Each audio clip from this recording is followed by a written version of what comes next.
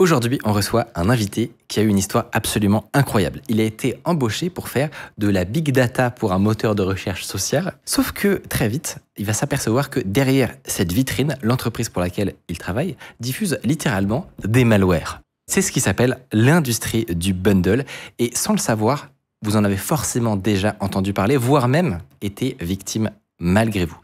On va évidemment taire le nom de l'entreprise concernée pour éviter toute poursuite, mais grâce justement à notre invité, vous allez enfin comprendre de quoi il s'agit, comment cette industrie fonctionne et comment des ingénieurs tout à fait honnêtes peuvent se retrouver malgré eux au milieu de ce genre de business assez sombre. Juste avant, il faut que je vous parle de notre sponsor du jour, Trade Republic. C'est une banque qui veut vous pousser à investir un petit peu d'argent chaque mois en ayant des frais ridicules. Même votre argent liquide est rémunéré à hauteur de 3,75% par an. Et la nouveauté, c'est qu'ils proposent désormais une carte Visa en acier pour effectuer vos paiements de tous les jours. Vous allez dire, pourquoi abandonner votre carte bancaire classique ? Eh bien, c'est simple. Vous récupérez 1% de Safeback sur absolument tous vos achats. Et c'est automatiquement réinvesti dans le plan d'épargne de votre choix. Un ETF Monde, Nvidia, c'est vous qui décidez. Les cartes physiques s'achètent une fois, donc pas de prélèvement insidieux tous les mois, et les virtuelles sont même gratuites. Pour découvrir ça et voir mon interview non répertoriée avec leur directeur Europe, je vous mets des liens dans la description. Et on reprend. Pour commencer par le début, comment déjà tu te fais embaucher par cette boîte mystère et à quel moment tu te dis c'est quand même bizarre. Donc moi j'habitais à Montréal à l'époque et ça fait bientôt 10 ans, donc ça fait un bout de temps. Et je travaillais effectivement dans le big data et il y avait pas mal de confs, de meet-up et moi j'étais assez excité par la tech comme vous avez vu.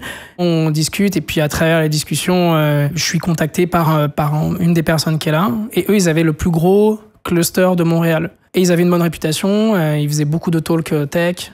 C'était une des boîtes les plus réputées en termes de tech, donc je dis c'est dingue. Social Search Engine, tu te dis c'est le nouveau Google. Donc l'idée c'était d'avoir une recherche qui est personnalisée par rapport à toi et ton groupe d'amis. Donc quand tu cherches un bar, ça va pas te donner un bar, ça va te donner le bar sur lequel tes amis ont fait du Foursquare, des choses comme ça, et donc ça va être beaucoup plus personnalisé où ils ont liké Facebook ou Instagram, etc. C'était connecté à tes réseaux. Et exact, à tes réseaux. Pour l'instant, très inoffensif. Mais franchement. Boîte normale, oui.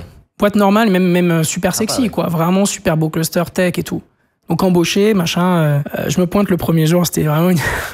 T'arrives, tu vois trop bien les bureaux, super cool, start-up, baby-foot, machin. Premier stand-up, 9h30 du mat. Voilà, sinon, ce qu'on peut faire, c'est que sur l'extension, on pourrait se mettre dans le proxy, on met notre proxy et on redirige la requête et tout. Je regarde et je dis, mais c'est du man in the middle, ça. Ouais, non, on dit pas ça. Premier jour, quoi. Première heure, tu dis, après que t'aies dit bonjour, je comprends pas trop. Et tu continues, et puis là, ça te parle de trafic, on va regarder les logs et tout, et tu commences à regarder, et très vite, tu te rends compte que t'es en train de sniffer tout le trafic qui passe. Donc tu dis d'où vient le trafic, tu vois. Tu dis, on reçoit 50 gigas de logs dans la journée, mais ça vient d'où ? Qu'est-ce que c'est ce trafic ? C'est les utilisateurs, les recherches qu'ils font, Puis tu dis, mais comment est-ce qu'on fait l'acquisition de ces utilisateurs ? Puis comment est-ce qu'on récupère le trafic ? Puis c'est là que tu commences à comprendre qu'en fait, on sniffe ce qui se passe sur la bécane. Ce que tu expliques, c'est que quand on vient se positionner dans le proxy, qu'on fait du man in the middle ou qu'on sniffe le trafic, très concrètement, ça veut dire que tout ce que moi je fais sur mon ordi, je vais sur des sites, je vais sur des comme ça. Tous tes recherches de Amazon, tes recherches de tout. Tout part sur les serveurs de la boîte que tu viens de découvrir. Ouais.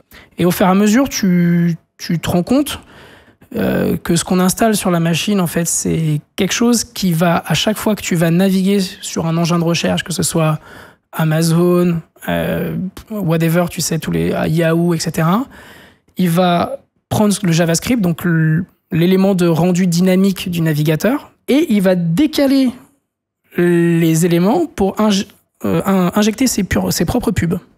Mais c'est les toolbars là ou les trucs comme ça, non ? Voilà, ça c'est l'industrie du toolbar. Avant, c'était l'industrie du toolbar où tu avais plein de merde qui se mettait et à la fin, ça te changeait ton engin de recherche par défaut et tous ces trucs-là. Et toi, tu découvres qu'ils font ça ? Et je me découvre qu'ils font ça. J'ai dit, mais c'est un truc de ouf. On est en train de réécrire le JS, donc on a accès au JavaScript, on a accès au navigateur, on a accès à l'URL, on a accès à la session, on a accès à tout, quoi.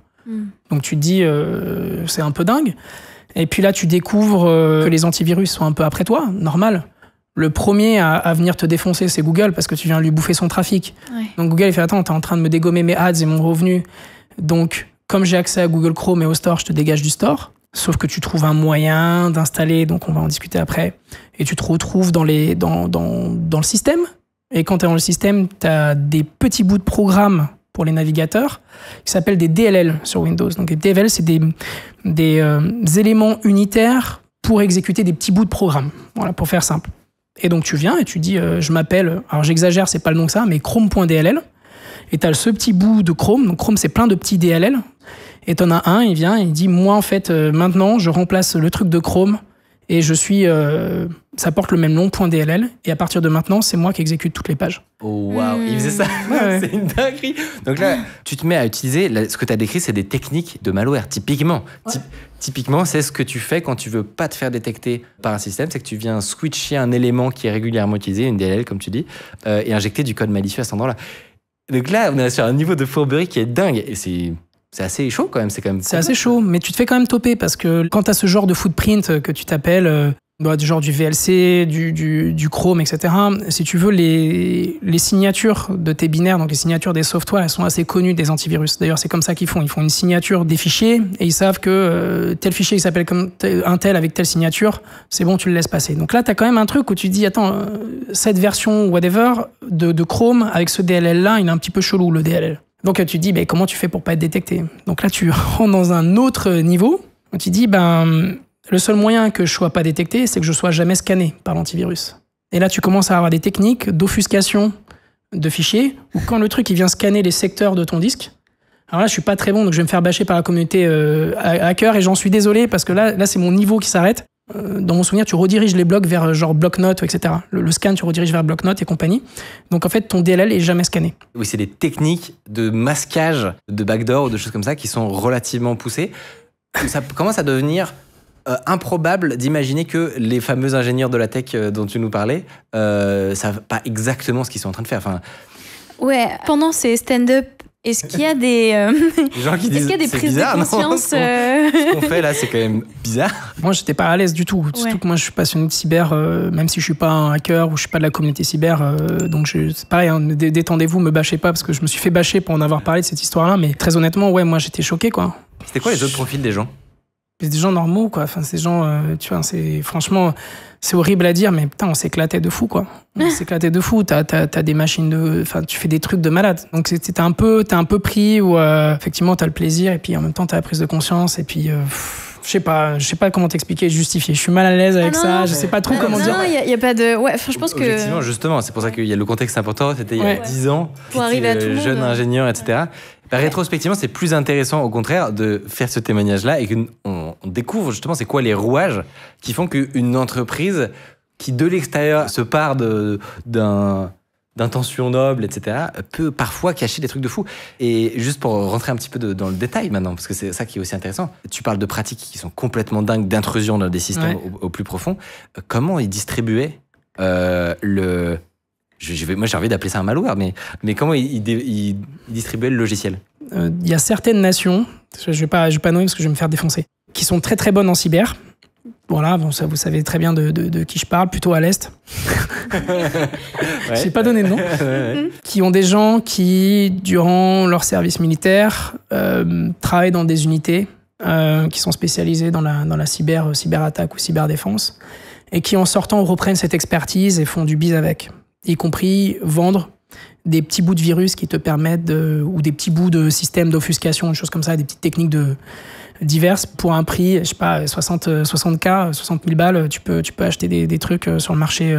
Et pour aller dans la distribution, c'est encore plus hardcore. Putain, je vais me faire déglinguer. C'est chaud.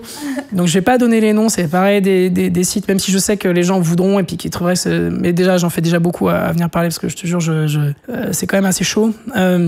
En direct là, vous allez sur Google, tu cherches VLC, de téléchargement VLC. Tu vas trouver très très rapidement que les premiers liens sont pas forcément les premiers liens qui viennent de VLC, mais tu vas trouver un certain nombre de sites qui payent. Voilà, j'ai rien dit. Et donc, t'as 01net. Je dis rien. Et des big, des trucs comme ça. Moi, je lis ce que je vois à l'écran. Ouais. Je dis pas que c'est. En tout cas, Videolan est pas le premier. Donc il y a des gens qui payent pour arriver dans les top scores. Et donc il y a des gens qui font ce qu'on appelle l'industrie du bundle, c'est-à-dire qu'ils vont prendre un logiciel qui est très très connu ou très bien utilisé et qui vont dire nous on le fournit. Donc tu cliques sur download, tu as un .exe, setup.exe qui arrive sur ta machine, tu double-cliques, tu fais suivant, quitter, c'est terminé. Et puis tu as un petit bouton qui dit mode expert, et vous allez voir toutes les merdes qui vont être installées avec. Et donc en fait il va cocher par défaut tel software, qui sont en fait des boîtes comme celle avec qui je bossais, qui payent pour être installées. C'est un marché secondaire, c'est un truc de fou de trading. En fait, tu vas dire, moi, je suis prêt à payer 10 centimes pour être installé avec VLC en Allemagne sur du Windows 10. Ok.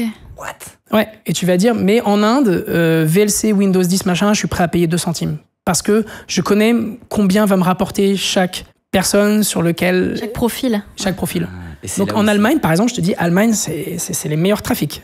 Ah ouais. Ils cliquent sur les pubs et ils achètent, tu vois. Donc en gros, tu payes pour le droit d'être installé sur la machine de quelqu'un qui probablement n'est pas. Enfin, il a cliqué sur suivant. C'est un peu une zone grise. C'est t'acceptes les conditions. C'est que, de loin, en fermant les yeux, ça ressemble juste à installer un cheval de Troie, quoi. Alors que c'est une zone grise, puisque légalement, j'imagine qu'il... Légalement, t'as le droit, tu fais ce que tu veux. Quand tu cliques, la personne, elle a donné son consentement, elle a cliqué suivant, elle n'a pas cliqué le mode expert. Et ce qui est dingue, c'est le marché, la complexité qu'il y a eu derrière. Mais concrètement, ça se traduit comment? T'as une plateforme de marché, il y a un site où tu peux aller et... Non, tu prends le matin, tu connais ton trafic, donc tu connais ce qu'on appelle des cohortes. Une cohorte, ça va être un groupe d'utilisateurs qui ont une lifetime value, une durée, une valeur à travers le temps. Donc tu vas dire, je sais que ma cohorte Allemagne Windows 10 sur cette période, je sais que je peux en tirer tant d'argent, entre guillemets. Donc l'argent, tu viens pas voler l'argent, attention, hein, c'est pas pareil que des scammers, etc. On n'est pas en train de parler de ça, on est en train de parler de venir injecter des pubs. Donc chaque pub, ce qui s'appelle un pay per mille, donc à chaque 1000 clics... Sur YouTube, ouais, c'est ça, c'est que t'es payé exactement, pour 1000 t'es payé pour 1000 ouais. clics. Donc tu vas voir combien de clics il va y avoir, et tu sais combien te rapporte chaque personne, et donc du coup tu vas dire en Allemagne je suis prêt à payer tant parce que je sais que je vais faire peut-être 4 balles en achetant 10 centimes l'install. Et concrètement tu fais comment? Parce que les gens qui font... T'appelles le matin les providers, tu dis ce matin j'ai besoin de temps sur la semaine, j'ai besoin de temps sur la semaine, je t'achète tant de trafic sur cette semaine. C'est incroyable. Ouais, c'est la poissonnerie quoi. Ah ouais. C'est à la criée quoi, le matin c'est à la criée, tac tac tac, tu vois. Mais t'as un truc qui est en amont, c'est que je t'ai dit, t'injectes des pubs, mais elles viennent d'où les pubs? Vous n'êtes pas jamais posé la question, elles viennent d'où les pubs? Si, c'est vrai ça. Qui paye à la fin? Ouais, qui paye à la fin? Le truc de fou, c'est que je voyais des pubs Auchan, des machins. Donc il y a bien quelqu'un qui a vendu des campagnes marketing à Auchan, et le truc est redistribué à travers un intermédiaire qui t'envoie du trafic à chier, quoi. Ok. Et donc je dirais pas le nom des providers, mais c'est des gens qui sont très très très très très gros dans la place, qui font des feeds de pubs. Donc c'est pas Criteo ou des choses comme ça. Je veux tout de suite les sortir de l'équation, c'est pas le sujet. Mais c'est des gens qui sont très connus dans ce qu'on appelle les feed providers. Ça s'appelle les ads providers. Tu dis j'ai un encart publicitaire de 1200 par 200, donc 1200 pixels par 200 pixels sur telle géographie avec tel keyword. Donne-moi une pub. Et en quelques millisecondes, il faut que ton truc y vienne et qu'il s'affiche. Et ils sont pas au courant ces gens qui vendent à une... Je vais pas répondre. On sait pas, ouais. Quand t'as quelqu'un qui t'achète plusieurs millions par an, je peux pas imaginer que tu regardes pas ce qu'il fait. Ouais. Des trucs un peu similaires, dans le même genre. On va aller vite fait sur l'industrie de l'antivirus. Je vais me faire des ennemis, mais bon, c'est pas grave. Quand t'as bien juicé tu vois ce que tu peux récupérer l'utilisateur, c'est un peu logarithmique, tu vois. Tu vas voir, hop, tu récupères, il clique, et au bout d'un moment, tu vois, il a plus de valeur. Pour plein de raisons. Parce qu'il a recliqué sur une merde, il a réinstallé plein de software, et tout le monde venir s'écraser. Tu commences à avoir 5 gars sur le même PC. Bundlé avec d'autres trucs, ouais, tu vas avoir 5. Donc la question, c'est tu vois, c'est Koh-Lanta, quoi. C'est le truc. C'est le dernier Survivor. Ouais. Donc en fait, le JavaScript, c'est un langage qui est un peu bizarre, mais enfin, qui est bizarre, c'est comme tous les langages, c'est le dernier à écrire qui a raison. D'accord, donc ton but à toi, c'est d'être le dernier survivant et d'être le dernier à donner les instructions. Et donc en fait, tu commences à développer des techniques d'antivirus en disant, moi je vais être le dernier à survivre parmi toutes les merdes qui ont été installées avec moi. Et tu commences à connaître tous tes voisins, tous les autres saloperies qui se mettent avec, et tu commences à savoir comment les dégommer. Donc tu deviens toi-même un antivirus. Et donc quand tu as bien juicé l'utilisateur, au bout d'un moment tu sais, j'ai plus rien à en tirer, tu commences à afficher des pubs en disant, pour 50 balles par mois, je vous fournis un antivirus on a détecté des pubs chez vous, etc. Pour 50 balles par mois, vous aurez l'anti-adware, etc. Hop, tu refais un 50 balles, et en fait ce que tu fais, tu te désactives, et tu désactives tes copains, les techniques que tu as déjà mis pour faire de la survie, quoi. Donc c'est vraiment... C'est dingue, c'est complètement dingue. Mais ça fait un peu peur quand même, parce que tu te dis, ah ouais, mais en face, entre guillemets, en face des sociétés de sécurité, des antivirus, il y a des moyens, quoi. Genre, c'est pas... On pense parfois que voilà, c'est des petits groupes de cybercriminels ou des petits groupes de... Mais en fait, non, il y a de l'argent, en fait. Il y a beaucoup d'argent, je te dis. C'est plusieurs millions par employé que tu fais chaque année. En fait, tu comptes par employé combien... Ouais. What? C'est un truc de fou. Alors, je vais un petit peu plus loin, juste sur la distribution, je reprends un truc. Pourquoi Google a fait Google Chrome? Pour poser la question. Quand tu as une page et que tu as des Google Analytics, tu as accès à tout ce que fait la personne. Son curseur, ce qu'il sélectionne, ce qu'il crawl, etc. Quand tu sors de la page, tu n'as plus accès à ces informations. Donc, tu ne sais pas ce qu'il regarde à côté. Tu ne sais pas ce que fait l'utilisateur à côté. Quand tu as accès au navigateur, tu sais les autres recherches qui sont conjointes, tu sais combien de temps tu passes sur chaque page, et donc du coup, tu commences à avoir une vue d'ensemble. Et donc, tu commences à avoir un ciblage publicitaire qui est extrêmement raffiné. Donc, une des raisons pour lesquelles je suspecte que Chrome existe, c'est pour avoir cette vue 360 sur ton activité du navigateur. Okay ? Il y a une autre boîte dans le monde qui fait ça, mais qui n'a pas de navigateur. Et donc, je dirais pas le nom, mais quand tu la regardes, tu dis comment est-ce qu'ils font pour avoir ces données de cross-session? Et donc, moi, je savais pas. Jusqu'au jour où les mecs viennent et te disent on va racheter vos logs. Et donc, tu sais que tel IP, tel navigateur, telle version de navigateur, tel système d'exploitation, etc., a recherché tel truc à telle heure, tel jour, mais il a aussi recherché tel truc à telle heure, tel jour, puisque tu as accès à tout le navigateur, toi aussi, avec le DLL. Ces gens-là rachètent le trafic de plein de parasites pour avoir une vue d'ensemble. Et je dirais pas le nom de la société, mais c'est assez chaud parce que parfois, c'est des sociétés cotées, tu vois, en bourse. C'est dingue parce que tu te dis, en fait, en faisant ça, ils patchent leur problème immédiat du fait qu'ils ont pas ces infos comparé à Google. Et en fait, ils financent tous les prochains parasites qui vont arriver ensuite, quoi. Et ils utilisent de la donnée qui est complètement détenue illégalement. Mais comme je te dis, je sais pas à t'expliquer. T'es choqué au début et tout ça, et puis à la fin, en fait, t'as effectivement une forme d'excitation, et puis t'oublies un petit peu ce que tu fais, que t'es en train un petit peu d'arnaquer mémé. Enfin, en tout cas, tu fais partie de l'arnaque de mémé. Même si les personnes cliquent, à la fin, ils vont acheter sur Auchan, tu vois. Donc, à la fin, ils cliquent, et c'est pas comme si tu vendais quelque chose de mal. C'est juste que tu vas pousser la pub de Google et tu vas mettre celle d'Auchan à la place. Et c'est pas tellement différent de ce que fait Google, finalement. Tu vois, Google a son moteur de recherche, sauf que lui, il monétise pour une valeur ajoutée qu'il amène à l'utilisateur. Toi, tu monétises sur une valeur que t'as pas ajoutée à l'utilisateur. Donc c'est là où Google a raison, et c'est normal qu'il fasse de l'argent, je veux dire, toute valeur ajoutée.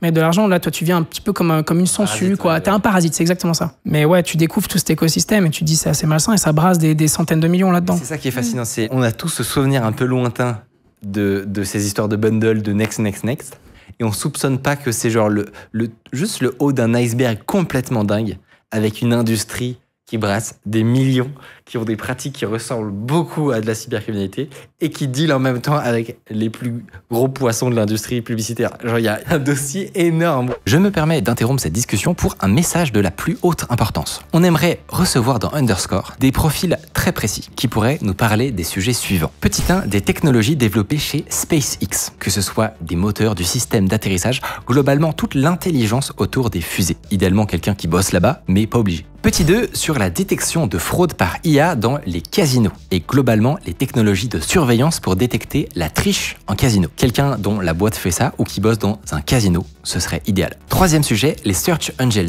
On cherche des gens qui font de l'OSINT pour retrouver des parents biologiques d'enfants nés sous X. Zonage ADN, reconstitution d'arbres généalogiques, ou alors quelqu'un qui a retrouvé ses parents comme ça, grâce à des search angels. Et 4, le design d'interface d'applications chinoises. On cherche un designer francophone qui aurait travaillé sur le design d'appli chinoise ou qui pourrait nous en parler. Si vous connaissez cette personne, s'il vous plaît, envoyez un mail à underscore@micorp.studio. Et merci infiniment pour votre aide.